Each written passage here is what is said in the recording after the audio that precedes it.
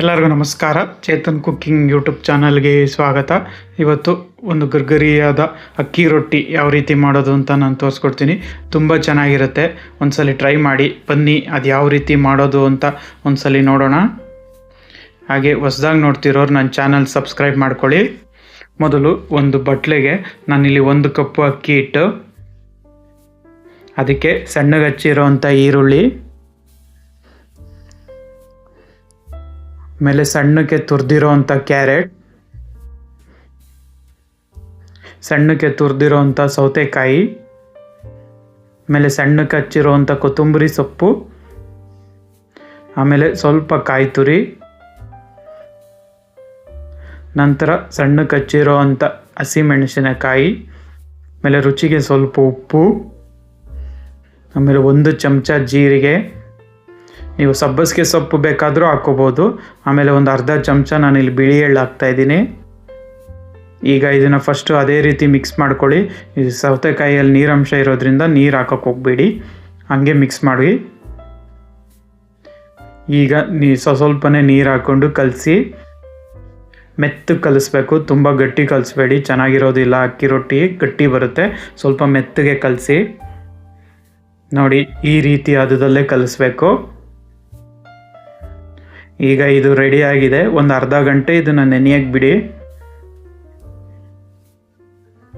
ನೋಡಿ, ಈಗ ಅರ್ಧ ಗಂಟೆ ಆಗಿದೆ. ಈಗೊಂದು ನಾನು ಬಟರ್ ಪೇಪರ್ ಮೇಲೆ ಫಸ್ಟು ಈ ಥರ ಆಯಿಲ್ ಹಾಕ್ಕೊಂಡು ಈ ಥರ ನೀವು ನೀಟಾಗಿ ಗ್ರೀಸ್ ಮಾಡ್ಕೊಳ್ಳಿ. ಅವಾಗ ನಿಮಗೆ ಅಕ್ಕಿ ರೊಟ್ಟಿ ಅಂಟೋದಿಲ್ಲ. ಈಗ ಒಂದು ಉಂಡೆ ಅಕ್ಕಿ ರೊಟ್ಟಿದ ಹಿಟ್ಟನ್ನು ತಗೊಂಡು ನೋಡಿ ಈ ಥರ ತೆಳ್ಳಗೆ ತಟ್ಟಿ, ನೀರನ್ನ ಮುಟ್ಕೊಂಡು ತಟ್ಟಿ, ಆವಾಗ ನಿಮಗೆ ಕೈಗೆ ಅಂಟೋದಿಲ್ಲ. ನೋಡಿ, ಈ ಥರ ತೆಳ್ಳಗೆ ತಟ್ಟಬೇಕು. ಈಗ ಹಂಚು ಕಾದಿದೆ, ಹಂಚಿಗೆ ಸ್ವಲ್ಪ ಎಣ್ಣೆ ಹಾಕ್ಕೊಳ್ಳಿ. ಈಗ ಇದಕ್ಕೆ ತಟ್ಟಿರೋವಂಥ ಅಕ್ಕಿ ಹಿಟ್ಟನ್ನು ಹಾಕ್ಕೊಳ್ಳಿ. ಈಗ ಇದಕ್ಕೆ ಸ್ವಲ್ಪ ನೋಡಿ ಈ ಥರ ತಟ್ಟಿದ್ರೆ ಇನ್ನೂ ನಿಮಗೆ ತೆಳ್ಳಗಾಗುತ್ತೆ. ಈಗ ಇದನ್ನು ಓಪನ್ ಮಾಡಿ ನೋಡೋಣ. ನೋಡಿ, ಒಂದು ಚೂರು ಅಂಟ್ಕೊಂಡಿಲ್ಲ. ಎಣ್ಣೆ ಹಾಕಿದ್ರೆ ನೋಡಿ ಈ ಥರ ನೀಟಾಗಿ ಬರುತ್ತೆ.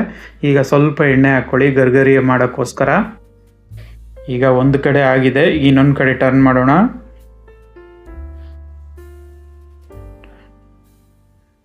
ನೋಡಿ, ಈಗ 2 ಕಡೆನೂ ಬೆಂದಿದೆ. ನೋಡಿ ಎಷ್ಟು ಚೆನ್ನಾಗಿ ಬಂದಿದೆ. ನೋಡಿ, ರೆಡಿ ಆಗಿದೆ ಈಗ ಅಕ್ಕಿ ರೊಟ್ಟಿ.